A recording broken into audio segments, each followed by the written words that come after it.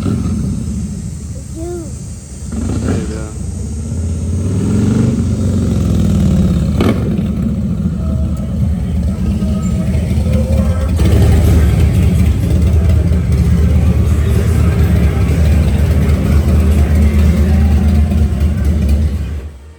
Welcome back to the garage, everybody. We are not working on my bike, as you see. She's still over there covered up. We have Uncle Dave's CVO in here. We're gonna add some goodies. All right. So, as you can see, yes, we are changing from these hideously short ones to some Thrashin 9.5 pullbacks with the high bend, right? Yep. High bend. With the high bend bars and of course the solid bushings.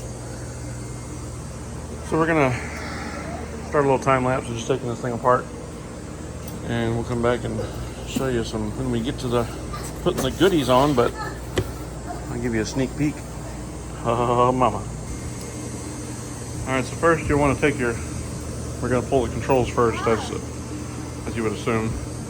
What is that? T27, two here, two there. Make sure you put a towel down or a service blanket or something. You do not want to scratch your tank, even if it's a metric bike. Pull your controls, set them off onto the tank. When we get these open, we'll come back and show you that, unplugging the wires. Pull the little rubber sleeve back, and then there's a little tab from underneath you have to push for this side and for this one. We'll go ahead and do this one. Since I'm right here, pull it back, and you see you got a tab right there. Just push it and pull. There you go. And it just lays off to the side, nice and easily, like that. And then there's 3 T27s on the back of these controls as well, but you got to get the handles out of the way first. All right, so we got the back of this control off. Unplug the one connector on the clutch side. Be careful, don't stab yourself, please. That would hurt. There you go.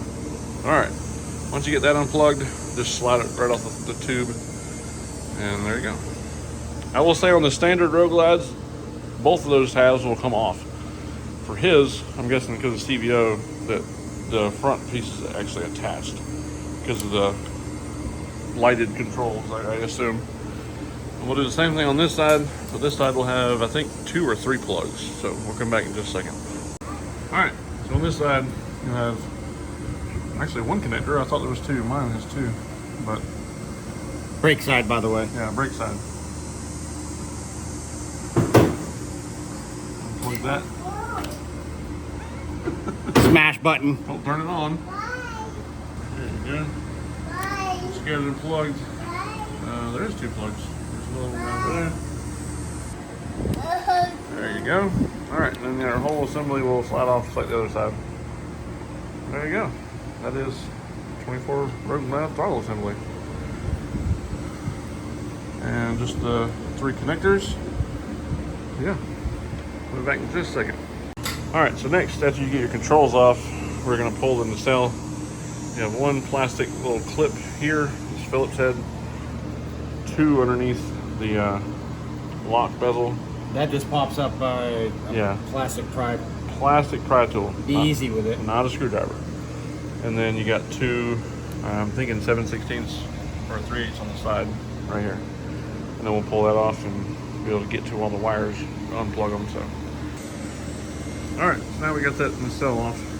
Once you get them screws out, it just literally splits in half and you can pull it out. So now you got your control wires you want to unplug, the clutch and the throttle, no, the brake line and the clutch line are actually clamped to it, as you can see right there, to the stock Harley risers. It's also a ground on the tree to the risers. This ground is on the side over here. You'll just take it off and put it on the, ground it back to itself right there. You can see it right there. So Dave's gonna work getting these unplugged real quick without stabbing himself. You pull that. Will you pull that one out while I hold it for you? Yeah. All right, so we're gonna pull the 4 hex bolts here, pull this clamp off, and then pull the bars, and then we'll get underneath and pull the riser bolts off.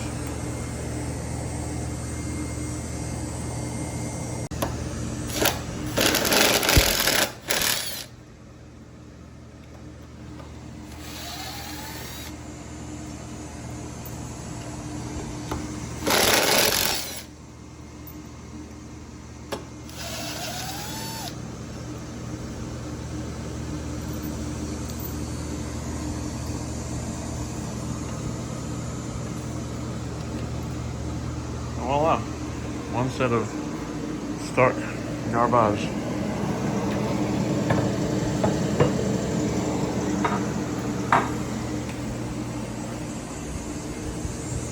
Three-quarter. All right, so bars came off. You have to turn this with the bars on so you can hold it so the riser don't spin. Full lock, get the one bolt, turn it the other way to get the other bolt from the other side if you don't want to take the triple trig off. But you're replacing these garbage, squishy bushings. They're just, Harley makes some good stuff and Harley makes some garbage decisions, which that was one.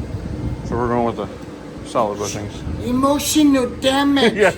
yeah, and physical. But yeah, that's one part that's not going back in.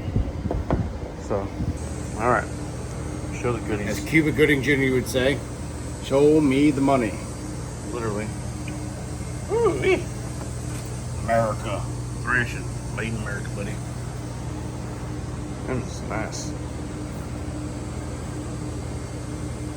Now those do have a right and left. Yep. And there's your clamp. This side, we had to suck a string through to be able to pull it through because you got these two huge plugs. These bars are smaller diameter, but this one's just single plug, so it was super easy just to feed it through for the clutch side. So what now? AR Peoples.